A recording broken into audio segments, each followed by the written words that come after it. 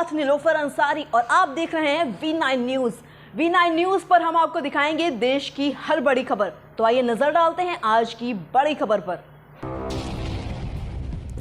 अपने देश भारत में 2021 तक फिजिकल शेयर का चलन था।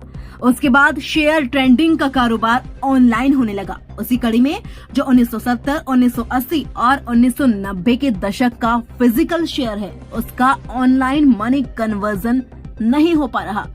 ये अलग बात है कि सेबी ने 30 सितंबर 2023 तक का वक्त केवाईसी के लिए दिया है, लेकिन 8 से 9,000 कंपनियां के शेयर में शेयर धारकों को काफी परेशानी हो रही है। शेयर मार्केट के जानकार बताते हैं कि 8 से 9,000 कंपनियों के शेयर की कीमत तकरीबन 3 लाख करोड़ की राशि है। अगर शेयर धारकों को कन्वर्जन ऑफ मनी का फायदा नहीं मिलता है तो बड़ा शेयर घोटाला हो सकता है। आपको याद होगा कि 1990 के दशक में हर्षद मेहता शेयर घोटाला काफी चर्चा में रहा था। उसी तरह 2021 में केतन पारिक का शेयर घोटाला सामने आया था। मौजूदा दौर में नेशनल हेराल्ड का मामला चर्चा का विषय बना हुआ है। भागलपुर में शेयर ट्रेडर उत्तम झुनझुनवाला और शंभू झुनझुनवाला बताते हैं कि मौजूदा सरकार ने सेबी के माध्यम से 30 सितंबर एक मुकर्रर तारीख जरूर दिया है शेयर धारकों को कन्वर्जन ऑफ मनी के लिए, लेकिन जो प्रोसेस है वह बहुत ही ज्यादा जटिल है। साथ ही शेयर बाजार में फिजिकल शेयर बेचने वाली कंपनी शिकायतकर्ता को ऑनलाइन जवाब भी नहीं दे रही हैं। सिर्फ भागलपुर से शेयर धारकों का तकरीबन 22 करोड़ की राशि बेनामी होने का खतरा मंडरा रहा है। अगर देशव्यापी स्तर पर देखें तो उक्त रकम 3 से 4 लाख करोड़ रुपए की हो सकती है। भागलपुर से श्यामानंद सिंह की छोटा सा अपना परिचय दे दें। मेरा नाम उत्तम झुनझुनवाला है और मैं यहाँ पे शेयर ट्रेडिंग का काम देखता हूँ लास्ट 22 सालों से, और पहले मैं सिस्टमैटिक स्टॉक्स एंड शेयर्स में वाइस प्रेसिडेंट के तौर पे भी रहा हुआ हूँ। उत्तम जी, एक बात बताएं, जो ये बात अभी सामने आई है जी सर, जो फिजिकल शेयर है जो 90 के दशक का है, 80 के दशक का है जी, तो उसका कोई ट्रेस नहीं है। कई जगह से कंप्लेन भी गई है सरकार जी के पास, कंपनीज के पास जी, और लगभग 3 लाख करोड़ जी, उससे भी ज़्यादा हो सकता है, शायद उससे भी ज़्यादा अमाउंट जो है वो फंसा हुआ मार्केट जी। क्या है इसमें? सर ये ऐसा है कि 1980 के दशक में फिजिकल शेयर्स चलते थे पेपर फॉर्म में। अभी पेपर फॉर्म से सारे शेयर जो हैं वो डिमेटलाइज फॉर्म में हो गए हैं। लेकिन क्या है कि लोगों के कई पेपर फॉर्म, क्योंकि पेपर है एक जो डिस्ट्रॉय हो सकता है, तो उस तरह के बहुत सारे ऐसे पेपर हैं जो लोगों के अलमारी में, कहीं कोने में, कहीं कुतरे गए हैं, कहीं जल गए हैं, कुछ हुआ है। ऐसे 1.5 से 2% फिजिकल शेयर जो हैं मार्केट में अभी तक आए नहीं हैं, जिसकी वैल्यूएशन जो आपने बोली लगभग 3 लाख करोड़ है। हालांकि मेरी उम्मीद है कि उससे ज़्यादा भी होंगे।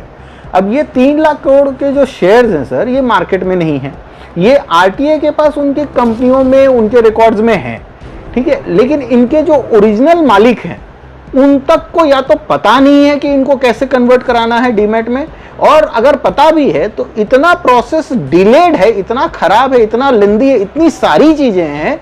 और उसके ऊपर सबसे ज्यादा प्रॉब्लम हमें तब हो जाती है जब हमारे को आरटीए या हमारे डीपी से कोई सपोर्ट नहीं मिलता, तो उस कारण से हम चाह के भी कॉरेस्पॉन्डेंस नहीं कर पाते। हर चीज, हर कंपनी अपने अलग तरीके के नियम लगा रखी है। सर 8,000 से ज्यादा कंपनीज हैं, कितनी कंपनियों के नियम पता करें हम? और सबसे बड़ी प्रॉब्लम है, आज जब इलेक्ट्रॉनिक मीडिया का माध्यम है तो वहां पे जब हमें बात करनी है, हम एक ईमेल दे दें और ईमेल में हमें जवाब मिल जाए। सरकार ने कर दिया कि अब 30 सितंबर 2023 तक सारे शेयर्स केवाईसी अपडेट करा लीजिए।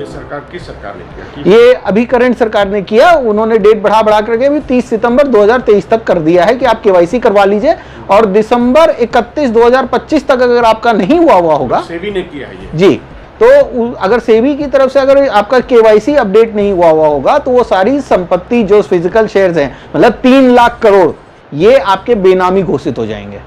अब ये 3 लाख करोड़ सर, किसी की तो पूंजी लगी हुई है ना, मेरी लगी हुई है, मेरे फादर की लगी हुई हो सकती है, मेरे दादा की लगी हुई हो सकती है, उनकी पूंजी है।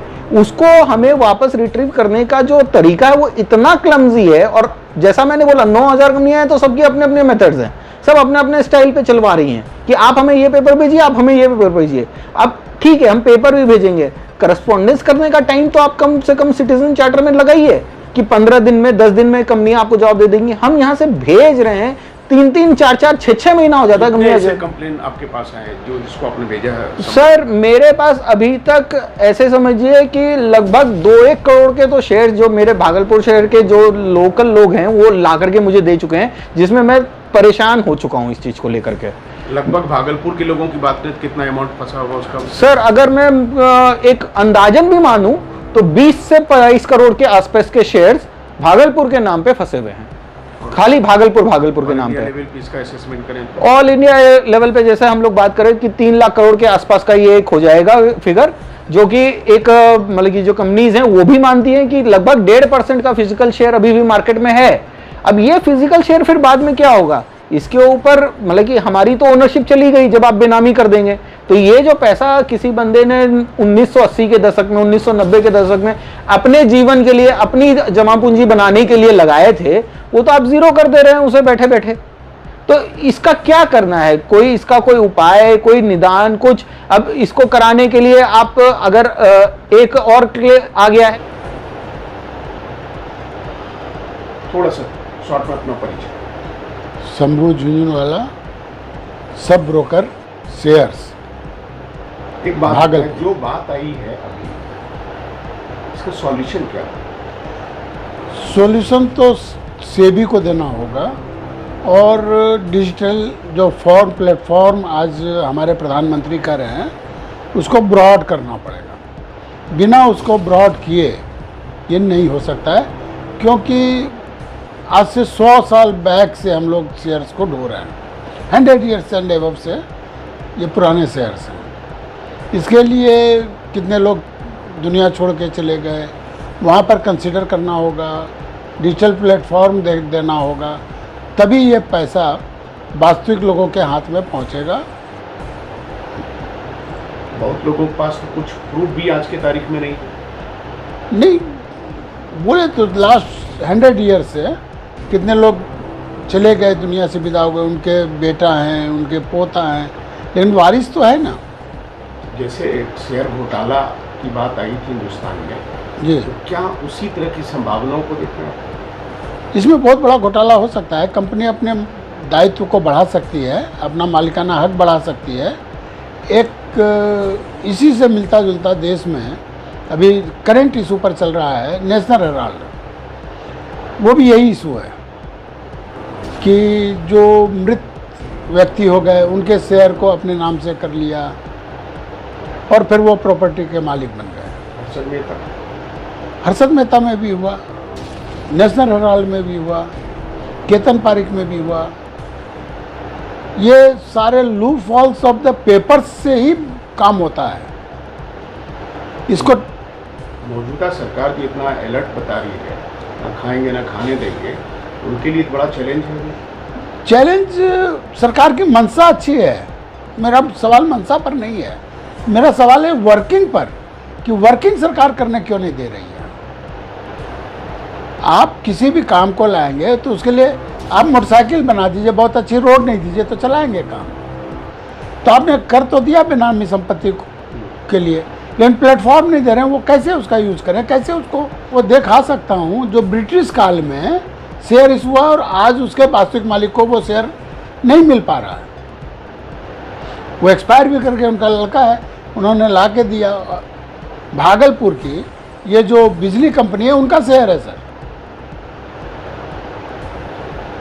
इस तरह की कितनी ऐसी बड़ी बड़ी कंपनियां होंगी जिसका किस तरह से चल रहा है? सर हिंदुस्तान में जितनी बड़ी कंपनियां हैं सबका सारे शेयर मार्केट में फ्लोट है और सब में लैक है टोटल।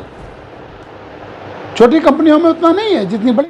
अभी के लिए इतना ही। देश की हर बड़ी खबर सबसे पहले देखने के लिए हमारे चैनल V9 न्यूज को लाइक करें, सब्सक्राइब करें और हमारी वीडियोस को शेयर करना ना भूलें। नमस्कार।